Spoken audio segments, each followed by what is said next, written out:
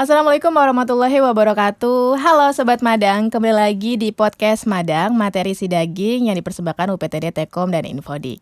Di episode kali ini kita akan ngobrol santai dan mengenal lebih dalam nih tentang kebudayaan. Mulai dari nilai-nilainya, tradisi-tradisinya, hingga perkembangan budaya di era sekarang. Dan tentu saja saya tidak sendiri nih Sobat. Telah hadir di studio kita perwakilan dari bidang kebudayaan, Bapak Priangga Wicaksana selaku analis kebudayaan. Kita sapa dulu beliau ya. Assalamualaikum Bapak Angga. Waalaikumsalam Mbak Arum. Apa kabar Pak?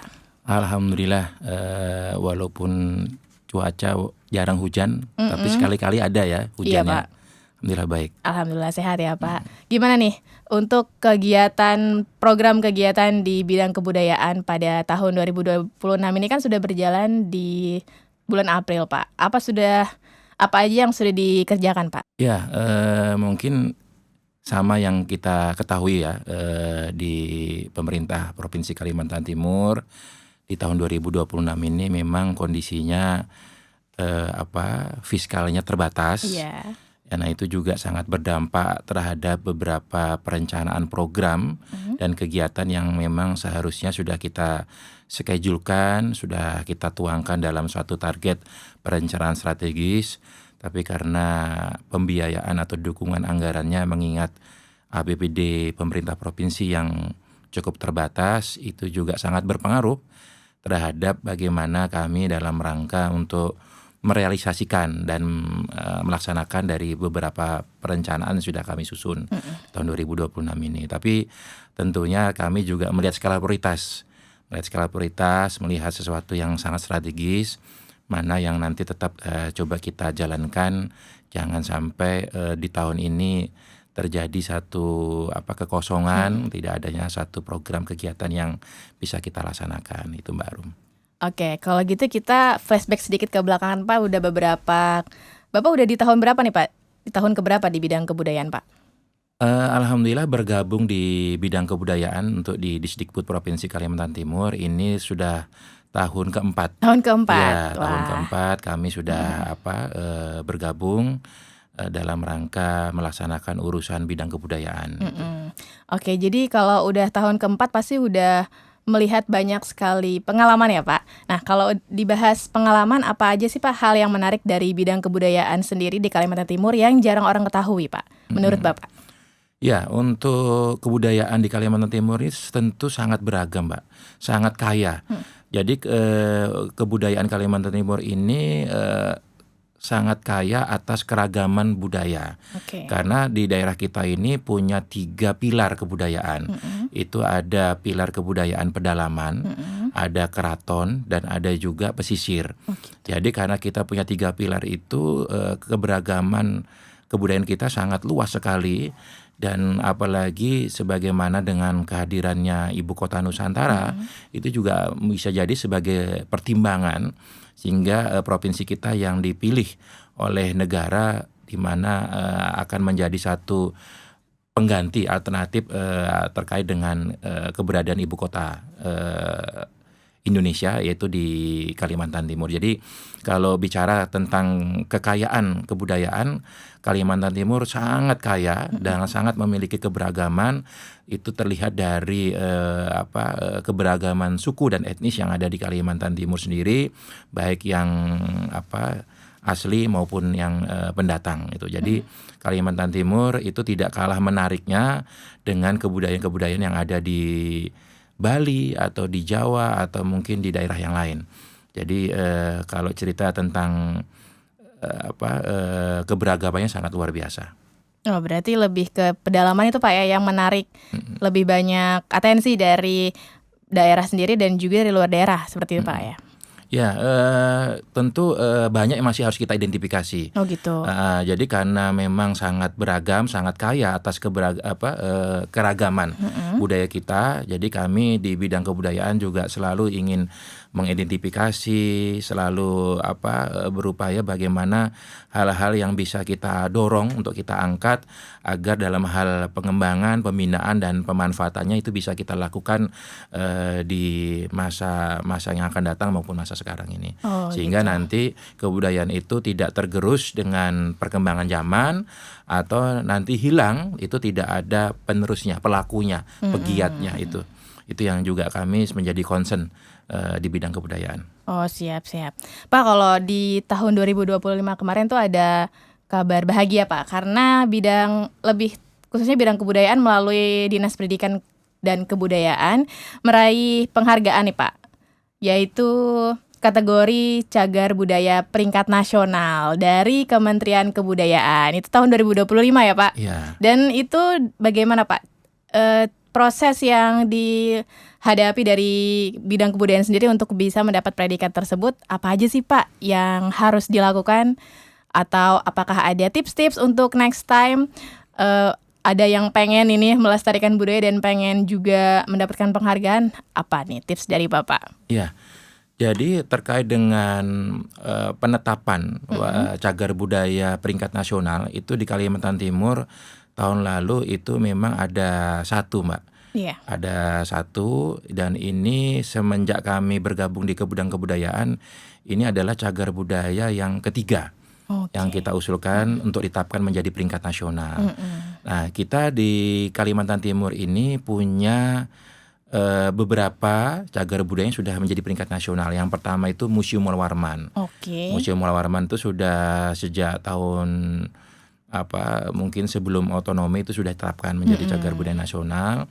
Terus yang terbaru itu adalah Lamin Mancong.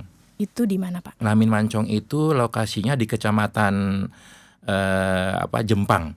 Itu di Kutai Barat. Nah, itu Lamin Mancong. Nah, terus juga ada beberapa lagi yang sudah ditetapkan, itu adalah yang terbaru lagi itu adalah kalau yang Lamin Mancong itu ditetapkannya pada tahun 2024, yang tahun 2025 itu adalah Masjid Jami Amir Hasanuddin, itu di Tenggarong, di Kutai Kartanegara. Masjid Jami tersebut itu Masjid di Tenggarong Jami, ya, Pak? Jadi itu cagar budaya yang sudah ditetapkan menjadi peringkat nasional. Itu yang tahun 2025 adalah Masjid Jami Amir Hasanuddin Tenggarong, Kutai Kartanegara.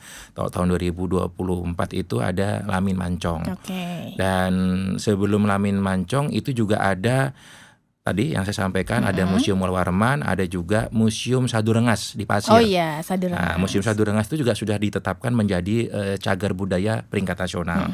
Jadi kemarin sehingga bisa kita usulkan, tentu prosesnya cukup panjang, Mbak Arum, cukup panjang. Jadi kita melalui tenaga ahli cagar budaya itu melakukan sidang penetapan dulu, menyusun kajiannya. Lalu apabila sudah lengkap, itu persyaratan-persyaratan yang memang nilai-nilai yang harus dimiliki oleh suatu objek cagar budaya itu, dan dari sisi kajian akademisnya sudah kita susun, lalu kita bawa untuk disidangkan oleh tenaga ahli cagar budaya peringkat provinsi. Ternyata ada sidangnya juga ya, Pak? Ada sidangnya, ada prosesnya. Terus habis itu baru kita usulkan ke tingkat nasional melalui sidang juga di sana.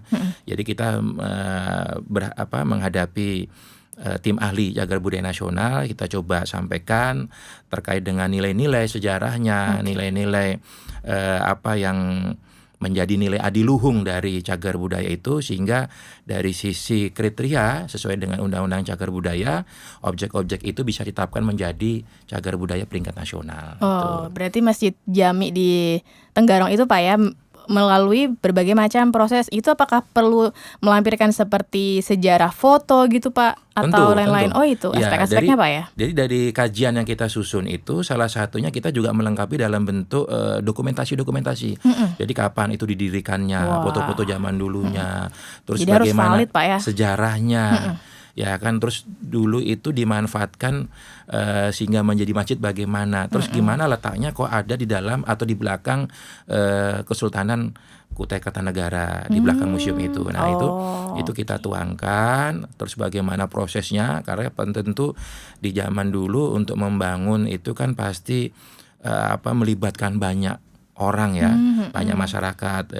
tentu dengan teknologinya. Dan juga pasti keikutsertaan kesultanan juga Pak ya pasti. Betul, yaitu atas izin, atas restunya itu, sehingga berdirilah Masjid Jami itu. Begitu. Ada prosesnya itu. Dan ada beberapa cagar budaya lagi di Kaltim yang sekarang ini statusnya masih menunggu. Menunggu itu seperti Lamin Tolan. Nah, itu di mana Pak? Nah, Lamin Tolan itu ada di Kecamatan Moralawa, di Kutai Barat. Itu juga nanti kita sedang melengkapi kajian studi teknisnya, sehingga dari sisi aspeknya itu bisa lengkap untuk menjadi bahan untuk pada saat sidang TACB di tingkat nasional. Kita juga punya daftar tunggu, itu ada Kubur Tajo. Oh, itu di mana Pak? Kubur Tajo itu Gunung Selendang, Museum Gunung Selendang itu di Sanga-Sanga. Nah, berarti di dalam museum itu ada kubur tajonya, jadi ada zaman dulu itu kayaknya orang meninggal itu di tulang belulangnya disimpan dalam seperti kayak tajo itu Mbak, tempat. Nah, tempat itu mirip ya kalau bahasanya itu sekarang kendi ya, atau yang besar ya, itu kalau yang besar bentuk ukuran kendi itu. Nah itu, itu jadi di Gunung Selendang itu, di situs Gunung Selendang itu ada benda-benda atau artefak-artefak yang terkait dengan suatu kebiasaan. Berarti kubur tajo itu berkumpul Pak, atau cuma satu buah? Ada beberapa. Jadi pada saat penggalian itu ditemukan ada beberapa tajo-tajo gitu, yang itu tempat penyimpanan tulang belulang itu orang-orang yang dulu meninggal. Nah, itu juga daftar tunggu untuk nanti kita usulkan menjadi cagar budaya peringkat nasional. Dan tentunya objek-objek yang sudah saya sebutkan menjadi daftar tunggu itu sudah ditetapkan menjadi cagar budaya peringkat provinsi. Oh iya. Jadi benar-benar. memang tahapannya itu pertama kali itu objek yang diduga cagar budaya, ODCB. Jadi kita nanti akan identifikasi sehingga dia masuk nggak dalam ODCB dulu. Nah, nanti setelah ODCB, nanti kita melakukan satu studi yang lebih detail, lebih lengkap dari beberapa aspeknya. Itu kalau sudah lengkap baru kita nanti melalui Dinas Pendidikan dan Kebudayaan Kabupaten Kota, itu juga ada TACB-nya di tingkat kabupaten kota. Nah, nanti akan disidangkan. Apabila memenuhi syarat itu nanti ada rekomendasinya dari TACB itu, lalu diberikan satu surat keputusan oleh kepala daerah. Nah, oleh kepala daerah di kabupaten kota, nanti kalau sudah ada keluar SK ininya dari kepala daerah, oleh teman-teman kabupaten kota diusulkan ke provinsi. Diusulkan ke provinsi untuk ditetapkan menjadi peringkat provinsi cagar budaya itu. Nanti kita lihat lagi, kita lakukan studi yang lebih komprehensif, apakah memang memenuhi kriteria untuk ditetapkan menjadi cagar budaya peringkat provinsi. Gitu. Pertanyaan yang sebenarnya juga perlu diketahui juga nih buat teman-teman Sobat Madang. Itu dari perhitungan dan juga penelitian itu Pak, bekerja sama dengan atau berkolaborasi dengan siapa aja Pak, kalau boleh tahu Pak? Ya, tentunya kita punya tenaga ahli cagar budaya tadi. Oh, tenaga ahli Pak jadi ya? tenaga ahli cagar budaya itu dia punya latar belakang secara akademis itu beragam. Jadi ada sejarawan, ya, jadi dia spesialis atau dia mengerti tentang sejarah, terutama yang ada di Kalimantan Timur. Terus yang kedua ada juga terkait dengan antropologi. Jadi dia punya keilmuan itu terkait dengan antropologi. Ada juga arkeolog. Jadi tenaga ahli cagar budaya kita yang ada di tingkat provinsi itu punya latar belakang minimal 3 itu. Berarti juga dari kabupaten kota luar juga bisa bergabung Pak ya sebenarnya untuk bisa membantu dalam menganalisa dan mencari atau membuka dari cagar budaya yang sebenarnya belum diketahui banyak orang nih Pak. Tentu, betul. Jadi kami juga sangat berharap masyarakat apabila menemukan satu yang diduga objek. Jadi objek itu tidak mesti bentuknya itu yang besar Mbak, yang bangunan atau bisa juga benda-benda. Jadi ya benda-benda itu nanti banyak juga benda-benda yang ada terutama yang sudah sekarang ada pengamanannya ya, sudah ada di museum, ada juga yang mungkin masih ada di tempat-tempat yang mungkin belum kita ketahui. Apabila masyarakat itu menemukan itu bisa dilaporkan sehingga nanti kita melakukan satu studi teknis terkait dengan benda atau objek itu atau bangunan. Nah, itu terkait dengan bagaimana apakah punya nilai sejarah, terus juga dia punya nilai adiluhung, terus yang tentunya tidak boleh kurang adalah usianya. Oh iya, itu berapa Pak? Usianya untuk ditetapkan menjadi cagar budaya itu minimal sudah berusia 50 tahun. Oke. Itu. Jadi banyak tentunya bangunan, objek atau benda yang sudah menjadi peringkat provinsi itu. Kalau bangunan terbengkalai Pak, di atas 50 tahun bisa nggak ya Pak? Ya, Jadi cagar budaya. kalau belum punya nilai sejarah nggak bisa. Oh iya, berarti ada background-backgroundnya harus dilengkapi Pak ya? Harus ada punya nilai-nilai sejarah gitu. Misal kata contoh, ada juga kuburan gitu ya. Misal kata kuburan makam-makam Raja Tenggarong. Itu sudah kita tetapkan menjadi peringkat cagar budaya peringkat provinsi.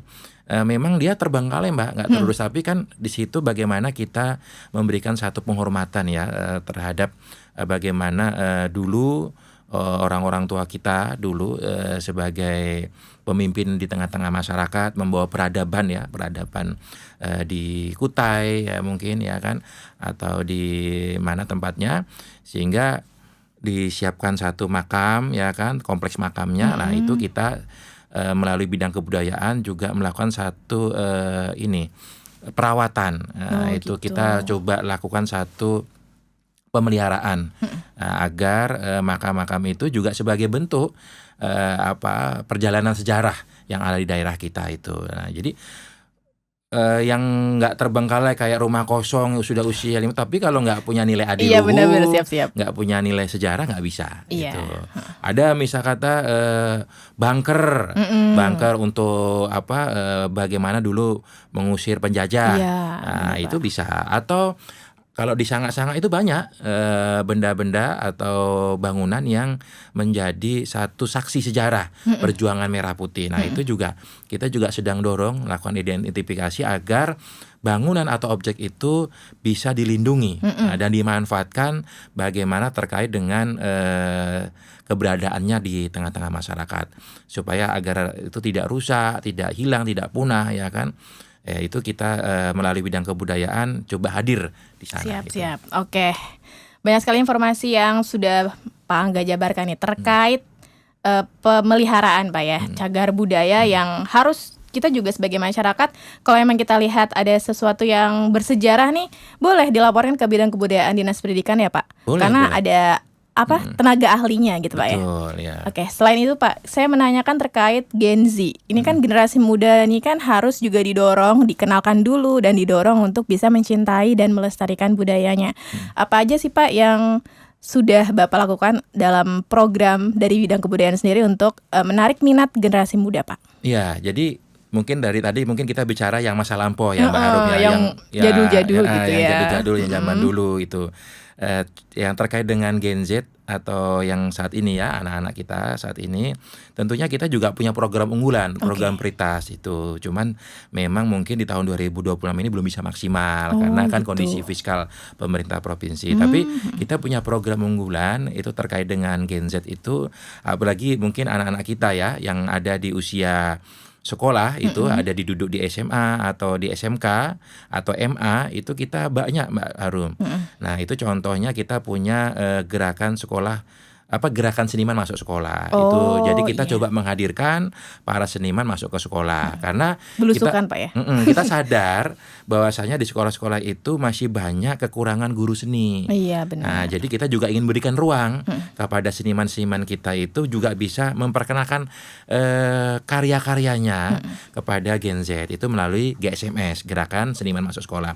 Kita juga banyak kegiatan seperti contohnya ada lomba cerdas cermat. Itu lomba cerdas cermat itu kita coba dorong juga bagaimana pengetahuan-pengetahuannya terkait dengan seni atau kesenian dan kebudayaan Kalimantan Timur atau sejarahnya itu juga mereka bisa memperdalam. Jadi Oh, kita siap. lakukan satu kegiatan lomba cerdas Lomba cermat. cerdas cermat. Ada juga terkait bagaimana melakukan advokasi, dan itu melalui duta, Mbak. Kita ada Wah, duta duta kebudayaan. duta Iya, iya kebudayaan. itu. Jadi kita punya namanya Kanda Dinda Duta Budaya. Nah, itu Oke, sebutannya Kanda Dinda itu berarti ya Kanda Dinda. bahasa daerah kita Kanda Dinda sebutannya Pak ya? Ya, Kanda Dinda Kanda Duta Budaya itu bagaimana kita menyiapkan generasi Gen Z ini bisa melakukan advokasi terhadap pemajuan kebudayaan di Kalimantan Timur. Karena kita pahami dari awal bahwasanya keragaman budaya kita sangat luas sekali. Terus bagaimana dengan perkembangan zaman yang sekarang ini kita coba dorong Gen Z melakukan satu kampanyenya untuk supaya menginfluence teman-temannya juga. betul, supaya untuk mengenal budaya itu sebenarnya kewajiban. Itu jangan sampai mereka malah meninggalkan atau mereka nggak peduli dengan kebudayaan kita itu. Oh, berarti untuk duta Kanda Dinda tersebut itu tahun ini di hold dulu Pak ya? Karena Ya. mengingat tadi ketersediaan anggaran. Kalau untuk tahun-tahun lalu apakah yang sudah menjadi Kanda Dinda tersebut berkontribusinya seperti apa sih Pak sejauh ini Ya. Pak? Jadi kalau untuk pemilihan Kanda Dinda Duta Budaya itu sebenarnya berjenjang, Mbak Arum. Jadi Oke. dari tingkat kabupaten dulu. Jadi teman-teman kabupaten kota itu juga melakukan satu semacam seleksi gitu ya. Ada ajangnya melakukan pemilihan. Nanti yang terpilih itu dikirim ke tingkat provinsi. Nah, nanti di jenjang berikutnya ada di jenjang tingkat nasional. Itu juga ada. Nah, ada beberapa yang dari perwakilan Kalimantan Timur itu sudah terpilih menjadi tingkat nasional. Oh, berarti itu sampai tingkat nasional Sudah ya tingkat Pak? nasional. Wah. Kita itu sudah 2 tahun berturut-turut, tahun 2022 dan 2024 itu perwakilan Kalimantan Timur untuk yang putranya, kandanya itu terpilih menjadi duta budaya tingkat nasional. Wah. Nah, itu ada Mas Abijar tuh dari Berau, yang kedua ada Mas Rohman dari Pasir. Oh, Itu iya, yang siap. tingkat nasional. Itu rasanya mereka di tengah masyarakat sudah sangat advokasi atau kegiatan-kegiatan mereka mungkin banyak dikenal oleh kalangan Gen Z itu. Kalau untuk tantangan Pak, apa aja sih Pak? Pasti Bapak melalui banyak suka duka untuk menyebarkan atau melestarikan atau mengenalkan dulu lah.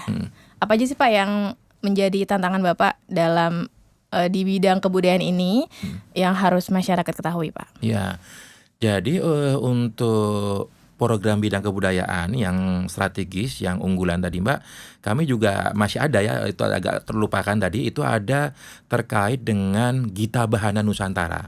Jadi Gita Bahana Nusantara itu kita menyiapkan paduan suara yang nanti akan selalu tampil pada saat peringatan Hari Ulang Tahun Republik Indonesia, itu di Istana Negara.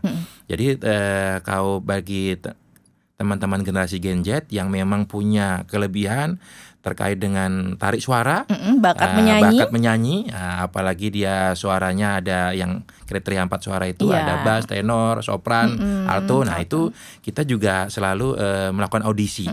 Nah, itu yang juga unggulan untuk teman-teman generasi Gen Z. Terus yang kedua terkait dengan tantangan, terutama karena luas geografis ya Mbak ya di Kalimantan Timur, terus juga keragaman suku, terus juga keragaman daripada kekayaan kebudayaan kita, memang tantangannya cukup besar.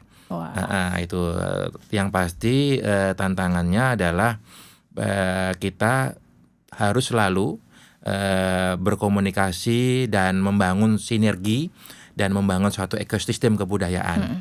Karena para pelaku dan pegiat seni kita itu tentu harus disentuh.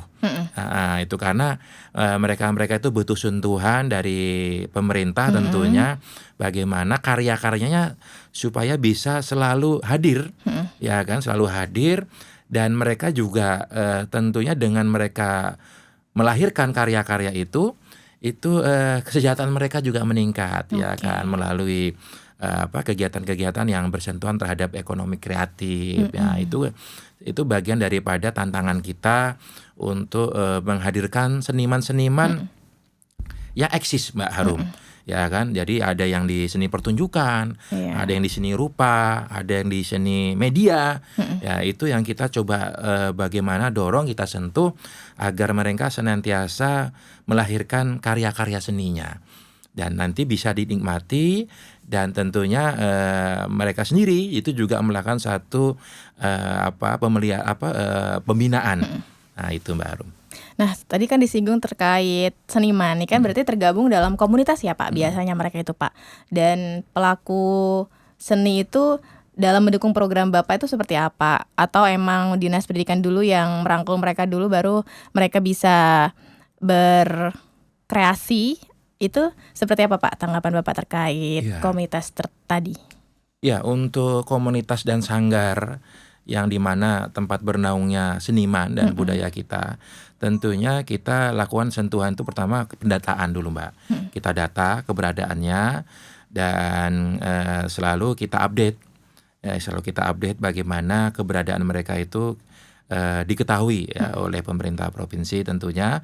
Terus yang kedua, melalui UPTD teknis kita punya taman budaya. Oh ya, jadi melalui taman budaya sebagai bengkel seni, tentunya banyak sanggar atau komunitas yang bernaung di sana.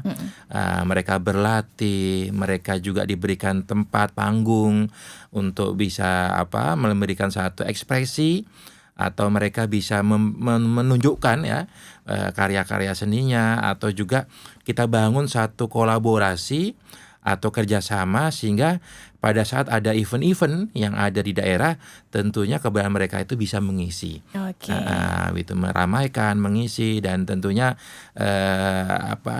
pembinaannya terhadap generasi Gen Z juga itu akan berjalan menjadi satu ekosistem. Iya. Nah, itu Mbak Harum. Iya, jadi teman-teman, maksudnya generasi muda ini melihat dulu Pak ya, karena kan nggak mungkin kalau nggak disuguhkan terlebih dahulu baru mereka bisa suka gitu Pak ya. Oke, di sini kan teman-teman bisa lihat ya, kita nggak cuman berdua saja, tapi ada beberapa ornamen makanan nih Pak yang tersedia, yang kebetulan Bapaknya bawa sendiri ya. Apresiasi sekali untuk Bapak. Enggak. Ini bisa dikenalkan Pak, ini apa aja sih Pak kudapan yang Bapak bawa hari ini? Iya, jadi kebetulan Mbak Harum di tahun 2025 kemarin, selain kita berhasil ya menetapkan cagar budaya peringkat nasional itu tadi yang Masjid Jami, kita juga ada beberapa warisan budaya tak benda yang sudah diterapkan menjadi warisan budaya tak benda Indonesia, WBTBI. Oh, berarti ini masuk warisan budaya tak benda Pak ya? Nah, jadi kemarin ada beberapa WBTB Kalimantan Timur yang kita usulkan, yang domainnya itu adalah kemahiran tradisional. Itu sifatnya kuliner, itu ada amplang Mbak. Oke. Nah, jadi amplang Samarinda ini sudah ditetapkan menjadi warisan budaya tak benda Indonesia. Oke, itu sejak kapan Pak? Tahun 2025 kemarin. Tahun 2025, alhamdulillah itu, amplang ya Pak ya, menjadi warisan budaya tak benda khas Kalimantan Timur. Iya, jadi amplang Samarinda itu sudah ditetapkan menjadi WBTB, warisan budaya tak benda Indonesia. Oke. Itu amplang. Ini amplang nih guys. Selanjutnya terus kita kedua, kita juga punya ini Mbak, hamparan tatak. Oh, hamparan tatak tuh saya tahu sih, tapi tadi kami sebelum berangkat ke studio ini menghadiri undangan Mbak Harum, kami tadi belum ketemu hamparan tataknya. Tapi kalau di bulan Ramadan biasanya banyak Pak ya, karena itu emang disukai semua masyarakat, bahkan semua kalangan tuh suka hamparan tatak nih. Tapi kali ini emang nggak apa-apa, nggak dibawa ya Pak. Nanti ada muncul foto hamparan tatak. Ya itu. Terus hamparan tatak ini Mbak Harum, sebenarnya kemarin pada saat pengusulan kita sempat dihubungi sama teman-teman Kalsel, sama Dinas Pendidikan dan Kebudayaan Kalsel itu menanyakan, Pak ini betul Pak Kalimantan Timur mengusulkan hamparan tatak ya gitu. Karena kami sudah melakukan satu kajiannya, sudah selesai dan sudah dinilai lengkap oleh tim ahli warisan budaya tak benda. Mereka ketinggalan Mbak Harum. Oh baik. Nah, jadi mereka tertinggal. Kalsel, mohon maaf ya, keduluanan kita keduluan kita mengusulkannya hamparan tatak gitu. Apa-apa. Tapi kalau masalah digemari semua daerah juga pasti kalau dirasain tuh pasti suka sih dengan hamparan tatak. Ada juga juragan mabuk Mbak. Cuman ini sayang, cuman kemiripan di warna aja, warnanya yang hijau-hijau. Sebenarnya kalau hamparan tatak itu mirip ini, cuman dia nggak ada Juragan Mabuk, Pak. Jajak Juragan Mabuk Jajak itu nggak ada intinya ini tapi Oke. dia hanya dari pandan. Rasanya kalau kita buka kemasannya itu harum gitu, Mbak. Kemudian teksturnya juga kenyal juga, Iya, Pak. kenyal Oh, ya gitu. seperti ini gitu. Biasanya dia pakai cup gitu kemasannya kalau dijajakan gitu. Di toko-toko kue biasanya. Oh iya. Tapi mohon maaf tadi waktu kita arah ke sini nggak ketemu toko kue yang menjual itu. Biasanya itu ada selalu ada biasanya. Berarti namanya apa, Pak? Kalau pengen dicari nih sama teman-teman. Itu Jajak Juragan Mabuk itu. Jajak Juragan Mabuk Nah, ini itu. kemarin kita khas Kutai ini, Mbak. Oke, Khas siap-siap. Kutai. Nah, itu kita kemarin atau yang ini belum kita bisa hadirkan. Iya, siap. Berarti itu. teman-teman bisa membayangkan aja sih, Pak. Ya, bisa. Yang bisa penting boleh. bentuknya kayak gini, iput-iputnya nggak ada gitu, guys. iya, Itu namanya jajak khas dari Kutai, Mbak. Kutai. Namanya Juragan Mabuk. Nah, Oke, itu ya siap, juga siap. kita kemarin usulkan menjadi warisan budaya tak benda Indonesia Ya, dari Kalimantan dan Timur. akhirnya Sudah sudah ditetapkan sudah juga. ditetapkan, sudah disetujui dan kita sudah menerima sertifikatnya. Oke. Sertifikat penetapan nanti biasanya nanti melalui event-event yang ada di kebudayaan itu kita serahkan ke kabupaten kota. Wah, Sertifikatnya jadi dari kuliner kita juga banyak juga, Pak ya, yang baru Betul. tahun 2025 ini disahkan. ditetapkan menjadi warisan budaya tak benda Indonesia. Itu ada juga yang lain yang dari Penajam Pasir Utara, itu mungkin daerah yang lain juga ada. Tapi juga ada lagi yang tahun ini sedang kita usulkan.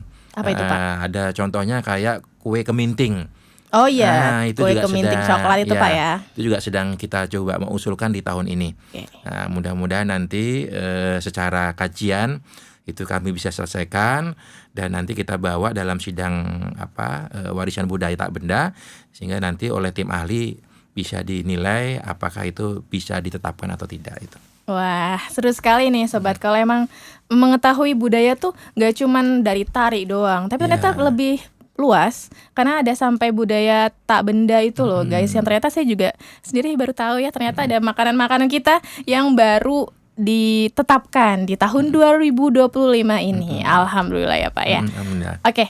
Ini sebagai pertanyaan pamungkas karena kita udah berada di menit terakhir podcast kita hari ini.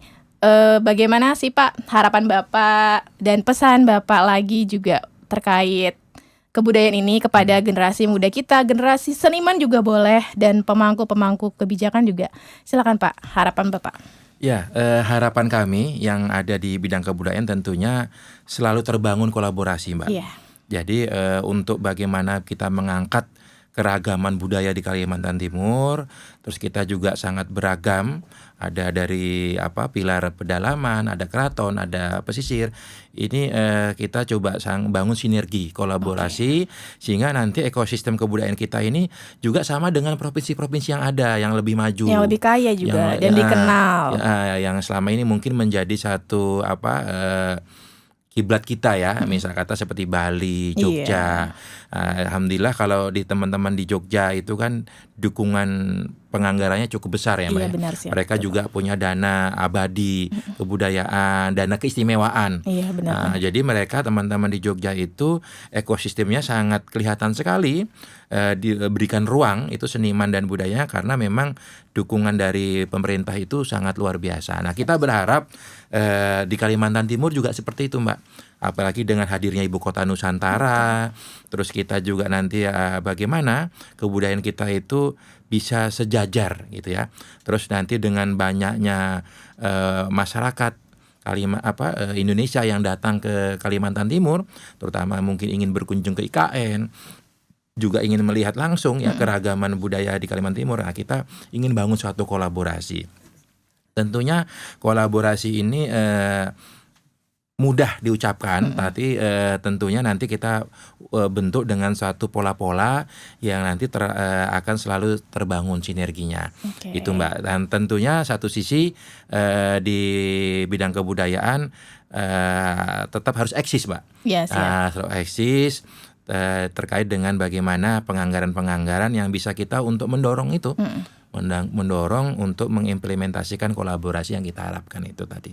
Oke, siap Pak Angga, terima kasih atas kehadiran dan juga ketotalitasan Pak ya pada hari ini, karena kita juga sangat mengapresiasi sekali kalau misalnya ada acara kebudayaan yang misalnya ada pertunjukan budaya tuh pasti kita langsung happy Pak ya, karena Iya.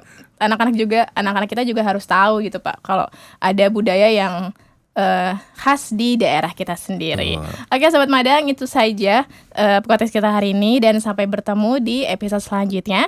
Saya akhiri, wassalamualaikum warahmatullahi wabarakatuh dan sampai jumpa. Salam budaya. Salam budaya.